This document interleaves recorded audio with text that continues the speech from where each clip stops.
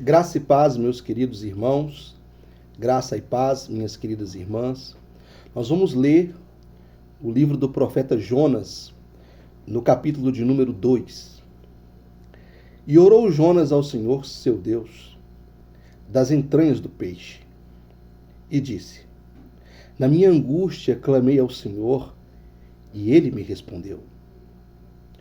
Do ventre do inferno gritei, e tu ouviste a minha voz. Porque tu me lançaste no profundo, no coração dos mares, e a corrente me cercou todas as tuas ondas, e as tuas vagas têm passado por cima de mim.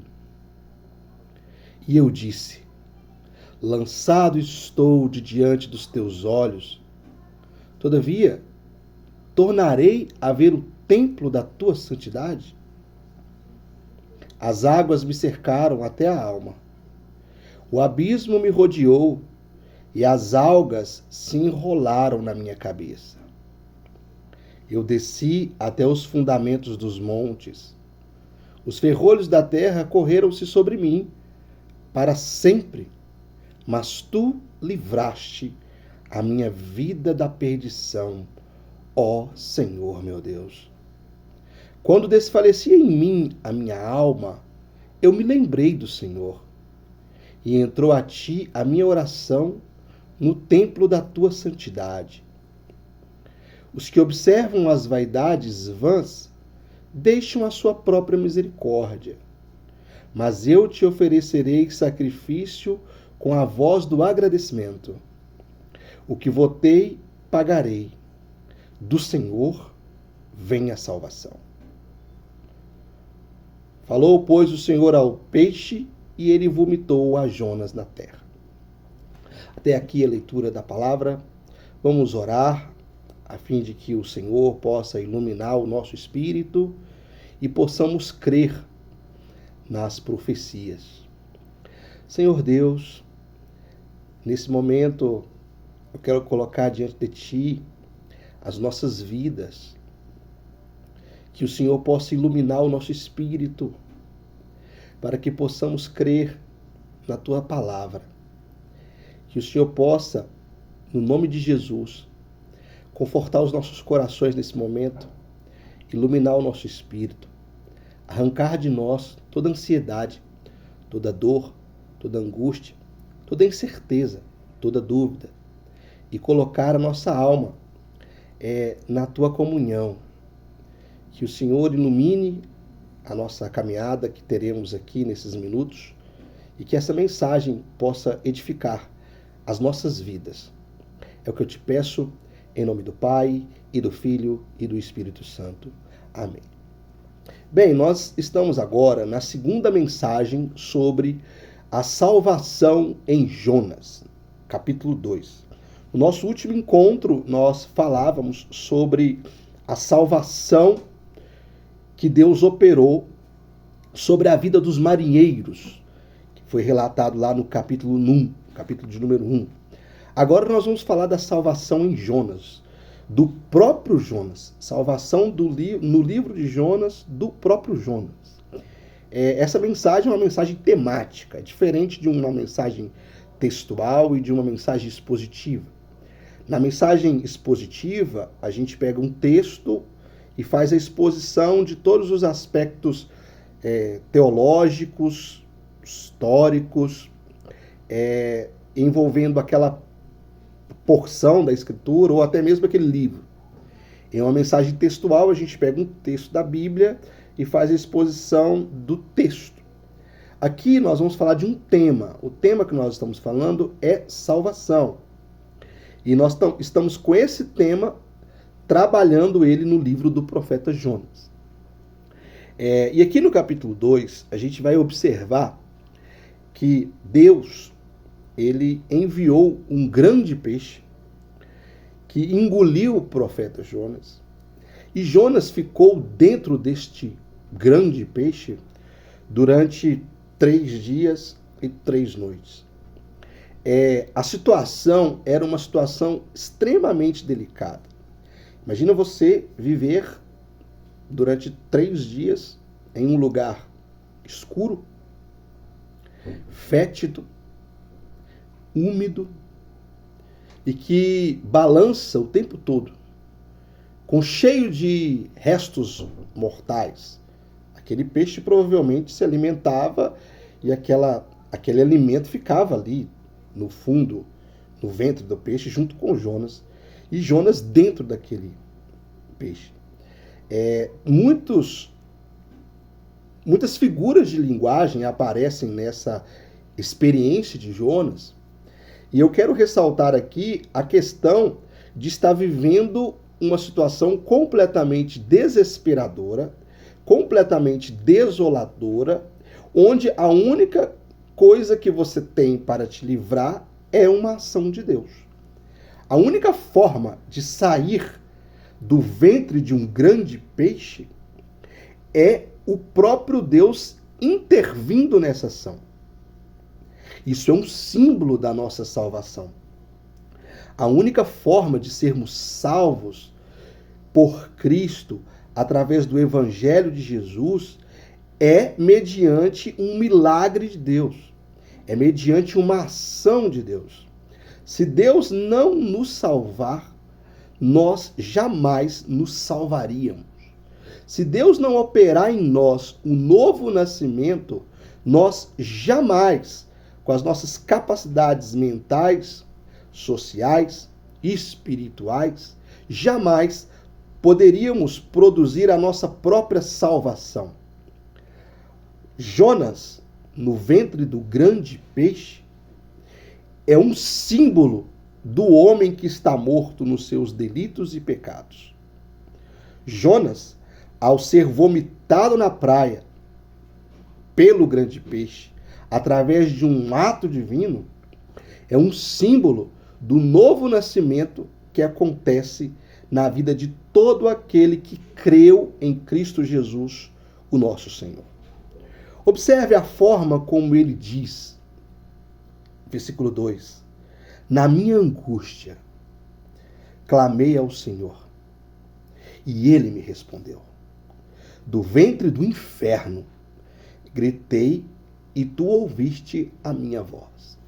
Essa expressão, o inferno, ele não está falando do inferno que a gente tem lá no Novo Testamento.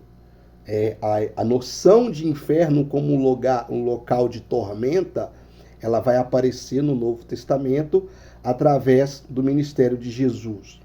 Aqui, inferno seria a sepultura, né? Jonas se sente morto, ou seja, ele sente que a sua vida acabou. E sentindo que a sua vida acabou, ele clamou ao Senhor, e o Senhor o livrou dessa situação. Nós temos dito que a salvação é um milagre de Deus no coração do crente. É um milagre de Deus no coração do ser humano. Mas ela acontece diariamente nas nossas vidas. Às vezes a gente passa por situações adversas, situações complicadas, situações complexas, e a gente necessita de uma ação divina. Às vezes nos sentimos assim, sufocados por algum problema, sufocados por alguma adversidade. E Jonas está aqui nos ensinando que quando esses momentos chegar, a gente tem que orar a Deus. Mais do que orar, a gente tem que clamar ao Senhor. Porque quando nós clamamos ao Senhor, o Senhor nos ouve e o Senhor nos livra. E ele continua, versículo 3: porque tu me lançaste no profundo, no coração dos mares, e a corrente me cercou. Todas as tuas ondas e as tuas vagas têm passado por cima de mim. E eu disse: lançado estou de diante dos teus olhos. Todavia, tornei a ver o templo da tua santidade. Então aqui, Jonas mostra para nós que da mesma forma que ele está distante do Criador, alienado de Deus, o ser humano, quando ele nasce, ele vive completamente distante de Deus e completamente alienado de Deus. Não existe nada no ser humano que atraia a Deus. Você pode observar uma criança. E quando você observa uma criança, você sente esperança e vontade de viver. Essa semana eu tive o contato com os meus novos alunos do 4º ano. Eu cheguei para lecionar as aulas para eles, as aulas de inglês, e eu percebi um amor muito grande, uma recepção agradável. Eles disseram assim: ô tio do inglês, ô tio. E ouvi da boquinha daqueles menininhos e daquelas menininhas: ô tio Israel. Dá para nós uma esperança de que o mundo é bom, de que existem coisas boas no mundo. Mas quando Deus olha para toda essa realidade, ele vê atrás dessa realidade a pecaminosidade humana. Mesmo uma criancinha inocente, como é os meus alunos lá do 4º ano, dentro deles existe essa natureza pecaminosa. Em breve eles vão soltar as asinhas. Em breve eles vão começar a brigar uns com os outros, eles vão começar a puxar o cabelo um do outro, e aí eu, como professor, verei essa pecaminosidade do coração dos alunos, né? Então essa pecaminosidade no coração do homem é o que distancia o homem completamente de Deus. Por mais que a gente tente buscar a Deus com atitudes justas, com obras justas, nós não somos nada diante dele.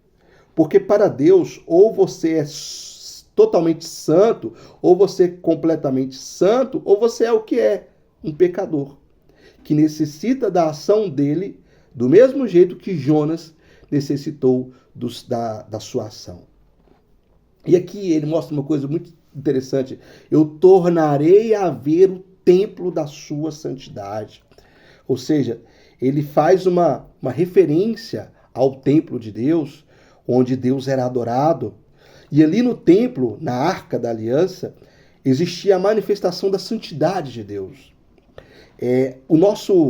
A nossa visão tem que ser a mesma visão de Jonas, o templo da santidade.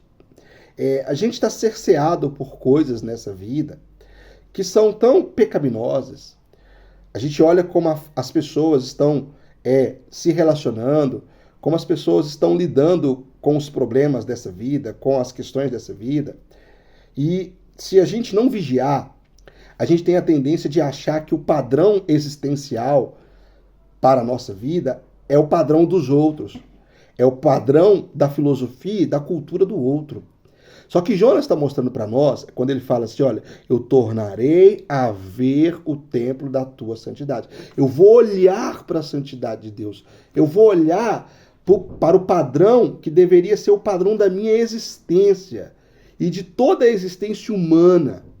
Esse padrão é o padrão de um Deus que é completamente santo.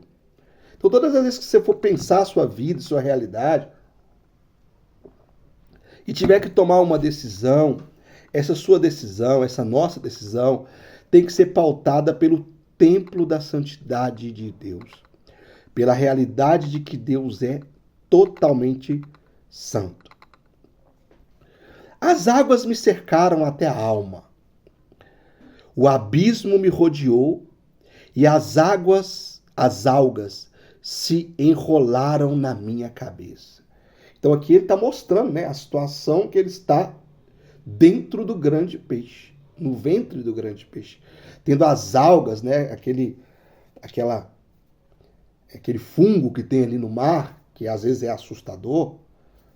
Você já deve ter tido a experiência de estar lá nadando no mar, e aí ver aquelas coisas verdes assim, é assustador, traz medo dependendo de onde você está. Eu desci até os fundamentos dos montes. Os ferrolhos da terra correram-se sobre mim para sempre. Mas tu, olha aqui, e continua dizendo, ó, mas tu livraste a minha vida da perdição. Ó Senhor, meu Deus. Jonas está mostrando que a vida dele está completamente perdida, completamente enlutada, sem esperanças no ventre do peixe. Mas o Deus, que é o Deus dele, que é o Deus de Jonas, que é o meu Deus, que é o seu Deus, livrou Jonas dessa perdição. Eu quero te dizer que Deus é poderoso para te livrar de toda e qualquer enrascada, cilada, adversidade que você tenha se envolvido. Observe, lá no capítulo 1 eu falei com você que Jonas era cônscio de tudo que estava acontecendo com ele. Estar no ventre do grande peixe era uma consequência da desobediência de Jonas. Existem coisas que acontecem na nossa vida que acontecem porque os outros fracassaram, os outros erraram, o outro tomou uma atitude que está me prejudicando. Isso acontece, a gente sofre por causa dos pecados dos nossos pais, dos nossos filhos, dos nossos cônjuges, dos nossos amigos, dos nossos colegas, dos nossos companheiros, dos nossos colegas de trabalho. Tem coisas que a gente sofre porque o outro errou. Mas tem coisas que a gente sofre na vida porque nós erramos, porque nós cometemos pecado e nós estamos vivendo as consequências desses pecados. E quando a gente estiver diante dessa situação, a gente tem que clamar a Deus, arrependendo do que fizemos. Ó Deus, eu me arrependo de ter feito isso. Por favor, me livre dessa situação. E crendo que Deus é poderoso para nos livrar, mas mesmo Ele nos livrando, a gente tem que ter consciência de que nós pecamos. Às vezes a gente passa por situações na vida, se conserta, e aí a gente age com o outro como se a gente não tivesse errado, como se a gente não tivesse pecado. Não é porque Deus te livrou que o pecado não existe. Não é porque Deus te livrou que a ofensa não está lá. A ofensa está lá, ela precisa ser confessada diante de Deus, e ela também precisa ser confessada diante dos homens. Porque a gente faz coisas erradas com os homens. Deus nos livra, Deus nos liberta, Deus nos abençoa. Mas a mácula está ali naquele relacionamento. E sempre que a gente tiver uma oportunidade, a gente tem que se consertar com as pessoas. Pedir perdão, pedir desculpa, pedir uma segunda chance para, às vezes, ter um relacionamento de novo com aquela pessoa. Tal como Jonas teve essa oportunidade. Daqui a pouco a gente vai ver que ele se arrepende e Deus coloca ele no propósito. Qual que era o propósito de Jonas? Ser um pregador, levar a mensagem de Deus para os que moram em Nínive, para os habitantes de Nínive. Mas aqui Deus está tratando primeiro com o homem Jonas, com o profeta Jonas, a fim de que ele possa ser um instrumento de Deus para os homens de Nínive. Quando desfalecia em mim a minha alma, eu me lembrei do Senhor. E entrou a ti a minha alma. Entrou a ti a minha oração no templo da tua santidade. Os que observam as vaidades vãs deixam a sua própria misericórdia. Mas eu te oferecerei sacrifício com a voz do agradecimento. O que votei, pagarei. Do Senhor vem a salvação. Ok? Aqui é o ponto alto da nossa mensagem. É só Deus que salva um ser humano. A salvação pertence ao Senhor. Todo discurso teológico que parte do pressuposto de que o homem faz algo para ser salvo é um princípio teológico equivocado. Por exemplo, a nossa pregação evangélica, ela é de fato uma heresia. Quando a gente fala assim, olha, você quer aceitar Jesus como seu único e suficiente salvador pessoal? A gente está dizendo assim que aquela pessoa, né, ela tem poder para decidir se ela é salva ou não. A gente chama isso na teologia de semi-pelagianismo.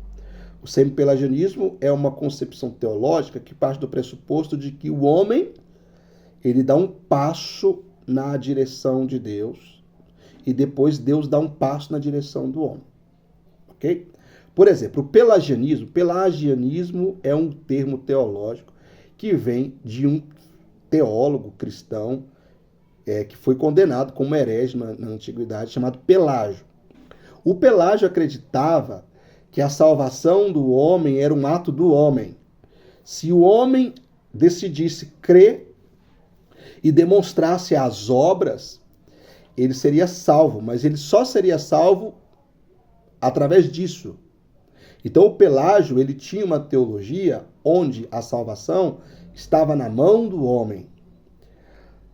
O Santo Agostinho, que foi um grande filósofo da igreja, um grande teólogo da igreja, quando leu o Pelágio, ele derrotou o Pelágio nos seus argumentos, dizendo que a salvação é pela graça, mediante a fé, isso não vem de vós, é dom de Deus, porque todos os pecados destruídos estão da glória de Deus, etc. O Agostinho conseguiu, no mundo antigo, vencer a heresia pelagiana. E a igreja constatou que Pelágio estava equivocado. Passaram-se alguns séculos, lá por volta do século VIII, IX, surgiu dentro dos monastérios agostinianos uma concepção teológica que ficou conhecida na igreja como semipelagianismo. O que seria o semipelagianismo? Tudo bem, o homem ele não se salva, mas o homem dá um passo na direção de Deus e Deus dá um passo na direção do homem. Quando o homem dá um passo na direção de Deus, Deus vem até o homem e o salva. Essa concepção teológica, ela é errada. Por que ela é equivocada? Porque a salvação pertence a Deus. O homem, ele não é capaz de dar esse passo na direção de Deus. É só Deus que dá um passo na direção do homem. Ok? A salvação pertence a Deus. Hoje, no nosso mundo ortodoxo, a gente tem duas linhas teológicas que se debatem entre si. São os monergistas e os sinergistas. Os monergistas são os teólogos conhecidos como os calvinistas, e os sinergistas, eles são os teólogos conhecidos como os arminianos. Os monergistas e os sinergistas, eles acreditam que a salvação vem de Deus, ok? Ambos são ortodoxos porque é Deus que salva. Se o monergista está certo, se o sinergista está certo, isso aí é uma questão de debate teológico e deixa eles brigarem acerca disso e discutirem acerca disso. Mas o que é importante você entender aqui nessa mensagem é que a salvação vem de Deus e você nada faz para recebê-la. É um ato de Deus. A salvação pertence ao Senhor. Falou, pois, o Senhor ao peixe e ele vomitou a Jonas na terra. Então, o capítulo 2 ele tem um final feliz. Ele começa mal, Jonas, dentro de um grande peixe, vivendo uma situação infernal, ora a Deus, clama a Deus, busca a Deus. E Deus dá ordem para que o peixe possa vomitá-lo na areia da praia. Aqui o texto fala Jonas na terra, né? Mas eu gosto da versão que fala: falou, pois, o Senhor ao peixe e ele vomitou a Jonas na areia, na praia. E na praia de Nínive. Então essa é a mensagem que eu tinha para você. Eu não sei qual é a situação que você está vivendo, mas eu conheço um Deus que é o Deus de Jonas, que é o nosso Deus, e ele pode te libertar, ele pode transformar a sua vida e fazer com que você viva as promessas de Deus, né? O ato de Deus ordenar ao peixe que o peixe lance Jonas na areia, né? É uma visão muito bonita.